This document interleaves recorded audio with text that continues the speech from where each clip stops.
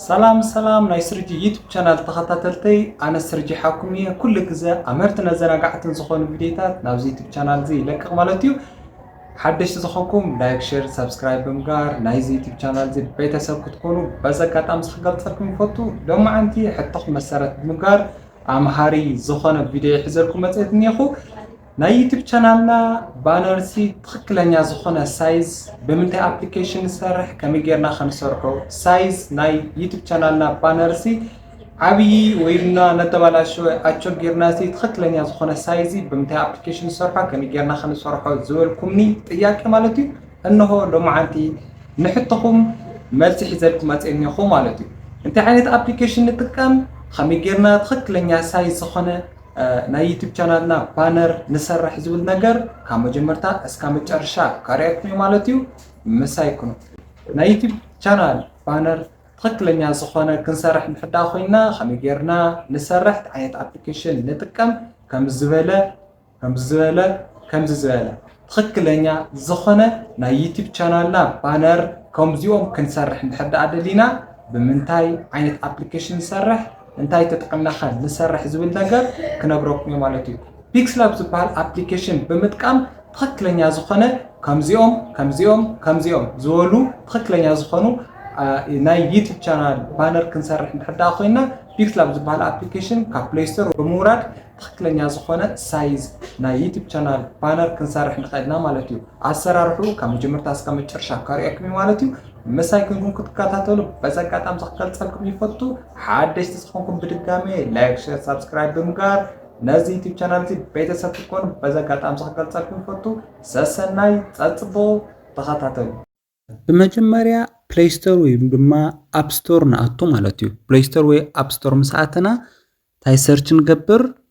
زيازا بلاي ستور كليك غيرنا ناتو كليك غيرنا مساعتنا تاي سيرش نغبر تاي زبال ابليكيشن نورد حزماتي بيكسلاب زبال ابليكيشن نخنورد تخكلنيا سايز نا يوتيوب channel بانر نخنسرح دادلينا تاي ابليكيشن تكم بيكسلاب زبال ابليكيشن بيكسلاب انا كات ام سيرش غير سلازنوركو بيكسلاب زول ابليكيشن مصيليني مالتي زي مالتي سخم بيكسلاب زول سيرش غيركم تورد لهم مالتي سيرش تغورو همزا غيركم كمز زول مصلكم أناتي already download غير سلازنيخو open زول مصيليني مالتي open زول مصيليني نحكم install زول زمصكم مالتي ابزون install ديوللو زس download غير كاي خورير كاي خانا موبايل ابليكيشن كات حويسي بلنلو سلازي ناتكم كمزو زني install زول زمصلكم install غيركم download تغورو لكم مالتي نقصل انا حزي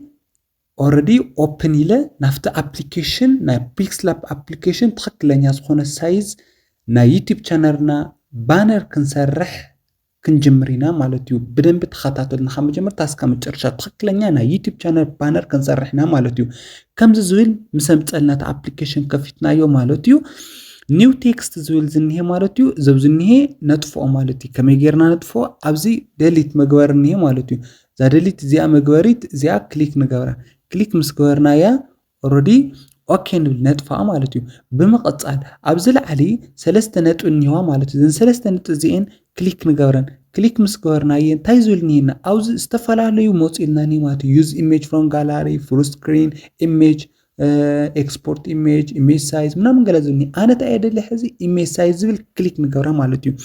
image size ያ ክሊክ መስገርና ያ ከምዚ ዝብል መጽና ሕዚ custom ዝብል መጽልናኒ ዚያ custom ዝብል መጽያትናኒ ኣብዚያውን ዝኾነት ምልክት መጽያትልናኒ ዛ ምልክት ዚያ ክሊክ ገርና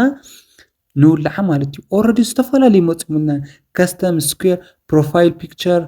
YouTube channel banner YouTube thumbnail ዝተፈላልዩ መጽልናኒ አነ ታይዘ ደለ ማለት እዩ يوتيوب channel banner مالتي banner ناخن سرح دلنا سلازي يوتيوب channel banner كليك غيره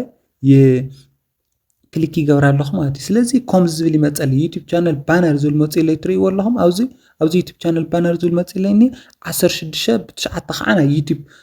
مخانو خا غليصلني يبل على مالتي سلازي بمقطل هيت وين انا استخخلو حزي زي انها تتخقلنيا نا يوتيوب channel banner كنسرح دارت خوينا زي انا استخخلا لنا مالتي زي خندي لنا مالتي 4 3 خلطه غيرنا إديت نغبرا اوكي نبلا مالتي زي نا يوتيوب channel ባነርና ትክክለኛ ዝኾነ ሳይዝ ኣምፂልና እኒሄ ማለት እዩ ብመቐፃል ኣብዚ እኒሄ ማለት እዩ ዝተፈላለዩ ንዩቲዩብ ቻነልና ባነርና ከገልፀልና ይኽእል ዝበልንም ፅሑፋት እዩ ፎቶታት ዝተፈላለዩ ክነእትወሎም ንኽእልና ማለት እዩ እዚ እውን ከለር እውን ንቅይሮ ንኽእልና ሌት ሚ ሴይ ዳት ኣነ ከለር ክቐይረሉ እየ ማለት እዩ ነዚ ከለር ክቐይረሉ እሺ ናይዚ ከለር ንቅይር ድሕዳ እዛ ኮፒ ምልክት እዚኣ ኮፒ ምልክት እዚኣ ክሊክ ንገብራ እሞ እዚኣ ማለት እዩ እዚኣ ዛብዚኣና ኮፒ ምልክት ክሊክ ጌርና ኦልሬዲ እዚ መፂልና እኒሄ እዚ ከለር ዝብልኒና ማለት እዩ እዚ ፀሊም ፃዕዳ ዝተፈላለዩ ከለራት እኒው ኣነ ኦልሬዲ እዚ ክወስድ እየ ማለት እዩ ራይት ዝብልኒያ ምልክት እዚኣ ንዓኣ ክሊክ ይገብራ ንዓኣ ክሊክ ምስ ገበርክዋ ከምዚ ዓይነት ሕብሪ ሒዝለይ እኒሄ ማለት እዩ ብመቐፃል ናብዚ ዝኒሄ ናይ ዩቲዩብ ቻነል ባነር ዝበልናዮ ዝተፈላለዩ ፅሑፋት ክንውስኽ እንድሕር ደሊና ኣብዚ ኣድ ምልክት ናይ ምድማር ምልክት እኒሃ ማለት እዩ እዛ ናይ ምድማር ምልክት ንትንክፋ ማለት እዩ እዚኣ ምስ ተንከፍናያ እንታይ ዝብል መፂልና እኒሄ ቴክስት ዝብል መፂልና እኒሄ ኢሜጅ ኣብዚ ፎር ጋላሪ ኢሜጅ ክንወስድ እንድሕር ሼፕ ስቲከርስ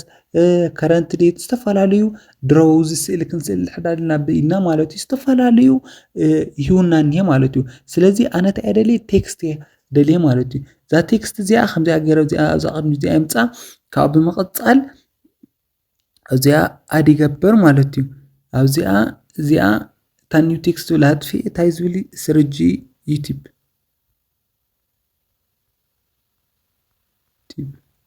እዚኣ ኦልሬዲ ኦኬ ይብላ ኣለኹ ማለት እዩ እዚኣ ኦኬ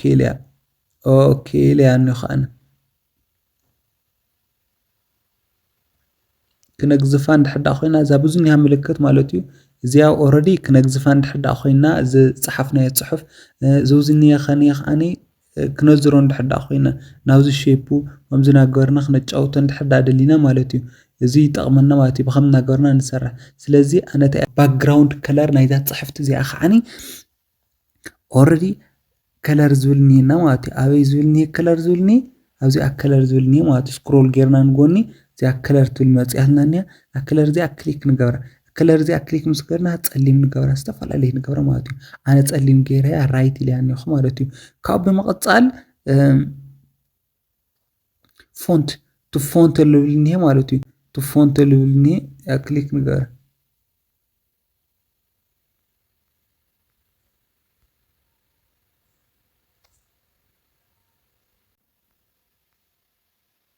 ፎንት ዝብልኒ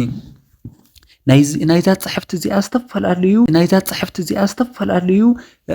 ናይ ፅሓሕፋ ስታይል ቅይር ተደሊና ፎንት ዝብልኒ ማለት እዩ እዚኣ ፎንት ትብልኒ እዚኣ ክሊክ ንገብራ ክሊክ ጌርና እዚኣ ክሊክ ጌርና ዝተፈላለዩ ናይ ፅሑፍ እንትናት ክንገብር ንኽእልና ዝተፈላለዩ እኒው እዚኦም ማለት እዩ እዚኦም ዝተፈላለዩ ስለዚ ናትና ምርጫ እዩ ዝኸውን ኣሎ ማለት እዩ ኦልሬዲ ከምዚ ክንገብሮ ንኽእልና ጌርና ኦኬ ተይልናዮ ከምዚ ኢልና ስርጂ ዩቲዩብ ኢልና እኒሄ ስለዚ ኣነ እዚኣ ተጠቒመ እኒኹ ማለት እዩ ብመቐፃል ኣድ ንገብር ኣድ ጌርና ቴክስት ንብል ካብኡ እዚኣ እውን ኣብዚኣ ነምፃ ማለት እዩ ሕዚ እንታይ እያ ክገብር ኣነ ኣብዚኣ ሳብስክራይብ ኢላ ክፅሕፍ እዩ ማለት እዩ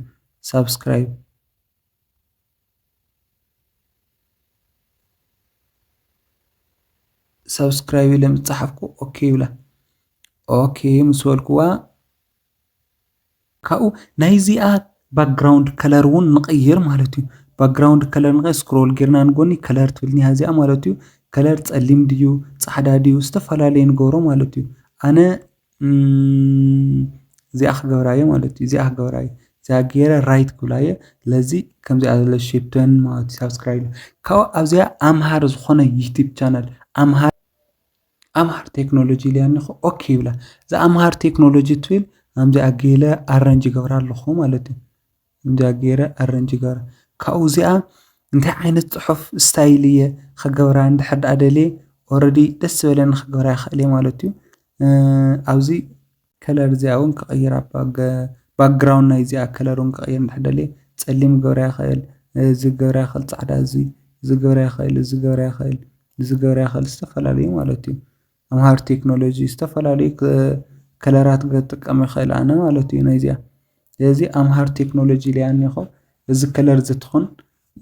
እሺ ናይዚኣ ስታይልን ቅይር እንድሕዳልያ ፎንት ልብልኒያ ኣንቶ ዘረኣኹም ፎንት ልብልኒያ እዚኣ ማለት እዩ ንዓ ክሊክ ንገብራ ፎንት እዚኣ ዝተፈላለዩ እኒኦ ማለት እዩ ኦልሬዲ እዚ እኒአ ኦልሬዲ እዚ ንገብረና ኣምሃር ቴክኖሎጂ ኦኬ ንብላ ችግር የብሉ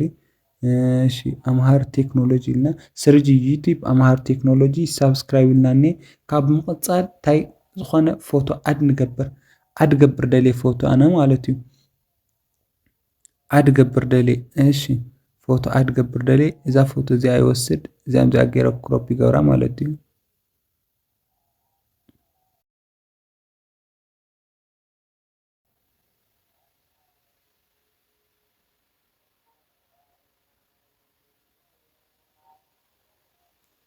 እዛ ፎቶ እዚኣ ከምዛ ገይረ ክሮፕ ይገብራ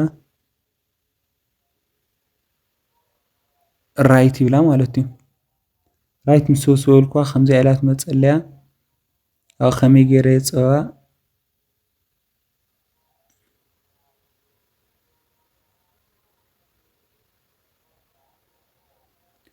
እዛ ገይረ እዛ ጎኒ የፅባ ማለት እዩ ላዕሊ እውን ከምዚ ናገርኩ የፅባ ማለት እዩ እሺ ከምዚኣ ጌርናያ ኔና ማለት እዩ ብምቕፃል እዚኣ ናብ ምንታይ ንኸይድ ማለት እዩ ናብ ምንታይ ንኸድ ማለት እዩ ናብዛ ሰለስተ ነጥቢ እዚኣ ንኸይድ እዛ ሰለስተ ነጥቢ እዚኣ ክሊክ ጌርና እንታይ ዝብል መፀልና ኢሜጅ ሳይዝ ኤክስፖርት ኢሜጅ ገለ ዝብል ኒና ማለት እዩ እዚኦም ዝተፈላለዩ እኒዎ ኣንቶ ዝተጠቐምናሎም እዮም ኣብ ቀፃሊ ኣብ ካሊእ እውን ንጥቀመሎም ሕዚ እንታይ እያ ዝገብር ኤክስፖርት ኢሜጅ ኤክስፖርት ገብሮ ደለና ፋይል ማለት እዩ ስለዚ ብምቕፃል ከስተም ድብል ይመፅእ ከስተም ድብል መፅያና ኣብዚኣ ዝኾነት ምልክት እኒኣ ከስተም እዚኣ ክሊክ ንገብራ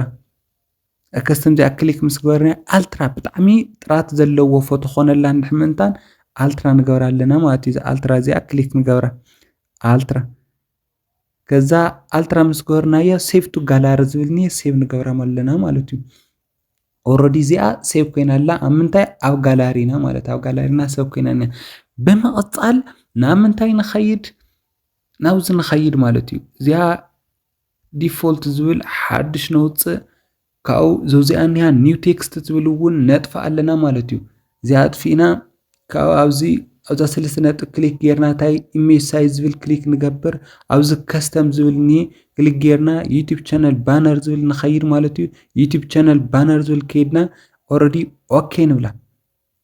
ኦኬ ምስ በልና ናይ ዩቲዩብ ቻናል ባነርና ከም ዝበለ ሳይዝ ምፅኢልና እኒሄ ማለት እዩ እዚ ምስ ምፀልና እንታይ ንገብር ካብዚ ኣድ ንገብር ታሰራሕናያ ሕዚ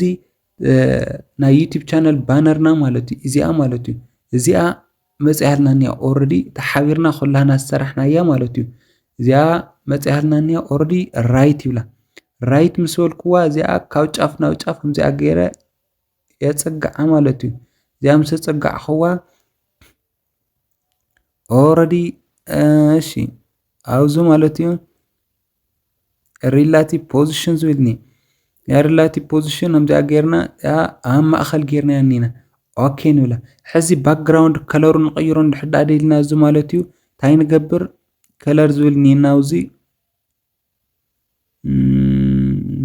ከለር ዝብልኒ እዚ ከለር ዝብልኒ ደስ ዝበለና ከለር ንገብረሉ ኢና ማለት እዩ ደስ ዝበለና ከለር ዝተፈላለዩ ከለራት ኒ ኣነ እንታይ ክገብር እየ ማለት እዩ ፀሊም ገብር እየ ንግዚኡ እሺ ያ ኦኬ ይብላ ኦኬ ምስ በልክዋ ከምዚ ዝብል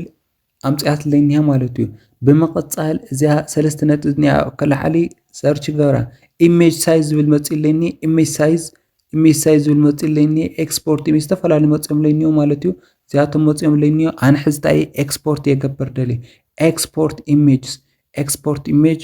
ኣብዚኣ ሴቭ ቱ ጋላሪ ቅድሚ ምባለይ ከስተም ዝብልኒ እዛ ከስተም ትብል ክሊክ ንገብራ ማለት እዩ ኣብ ከስተም እዚኣ ክሊክ ጌርና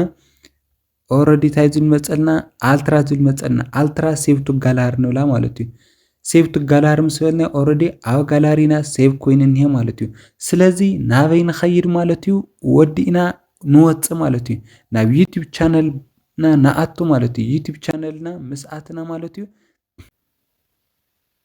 ዩቲዩብ ቻናለይ ከምዚ ዝብል መጽ ናብ ዩቲዩብ ቻናለይ ይኸይድ ማለት እዩ ካብዛ ናይ ፕሮፋይል ምልክት እኒኣ እዚኣ ክሊክ ይገብራ ማለት እዩ እዚኣ ወይ ድማኒ ኣብ ሰታሕቲ እኒኣ ማለት እዩ ክሊክ ይገብራ ኣለኹ ማለት እዩ ንሓ ክሊክ ይገብራ ክሊክ ምስ ገበርኳ ከምዚ ዝብል መጽ ዩቲዩብ ናይ ዩቲዩብ ቻናለይ ባነር ሕዚ ብጣዕሚ ተዋላሽኒ ማለት እዩ ብጣዕሚ ተዋላሽኒ ኣብዚ ምንም ዓይነት ምልክት ምንም ዓይነት ዝንበብ ነገር የብሉ ምንም ዓይነት ደስ ዝብል ነገር የብሉ ሕዚ ከመይ ገይረ ቀይሮ ማለት እዩ ሓቢሮም ንረአዩ ካብዛ ምልክት ኤዲት ምልክት እኒሃ ማለት እዩ እዚኣ ክሊክ ይገብራ እዚኣ ክሊክ ምስ ገበርክዋ ኦልሬዲ ከምዚ ዝብል ይመፀለይ ኔም ክቅይር ተኸለየ ሃንድል ክቅይር ተኸለየ ቻናል ኣርኤል ክቅይር ተደልየ እዚኦም ኤዲት ንገብረሎም ቦታታት እዮም ማለት እዩ ስለዚ ኣብዚኣ ዝኾነት ምልክት እኒኣ እንታይ ዓይነት ምልክት እኒኣ ማለት እዩ ኣብዚኣ ናይ ፎቶ ምልክት ናይ ፕሮፋይል ፎቶ እዚኣ እያ ኦልሬዲ ናይ እዚኣ ናይ ባነረይ ግን እዚኣ እያ ማለት እዩ ስለዚ እዚኣ ክሊክ ይገብራ ኣለኹ ማለት እዩ እዚኣ ክሊክ ቴክ ፎቶ ዲኹም ክትወስዱ ትደልዩሲ ብቐጥታ ብካሜራስ ወይስ ቾይስ ፍሮም ዩር ፎቶስ ካብቲ ጋላሪኹም ክትወስዱ ትደልዩ ስለዚ ካብ ጋላሪ እያ ኣነ ክወስድ ዝደሊ እዚ እዚኣ ኣዘጋጅያ ስለ ዘለኹ ማለት እዩ ኣዘጋጅያ ስለ ዘለኹ ኦልሬዲ እዚኣ ልወስድ ማለት እዩ እሺ እዚኣ ዝወስድ ብምቕጻል ከምዚ ኢሉ ይምፀልና ማለት እዩ እዚ እንድሕር ምፂልና ከመይ ጌርና ኣረንጅ ንገብሮ ናብቲ ትክክለኛ ቦታ እዚ ከምዚ ጌርና ስሕብ ነብሎ ብኢድና ማለት እዩ ብኢድና ከምዚ ጌርና ፅው ነብሎ ናብቲ ትክክለኛ ቦትኡ ከኣትዩ ማለት እዩ እዚ ኣብዚ ትክክለኛ ቦትኡ ከኣትዩ ማለት እዩ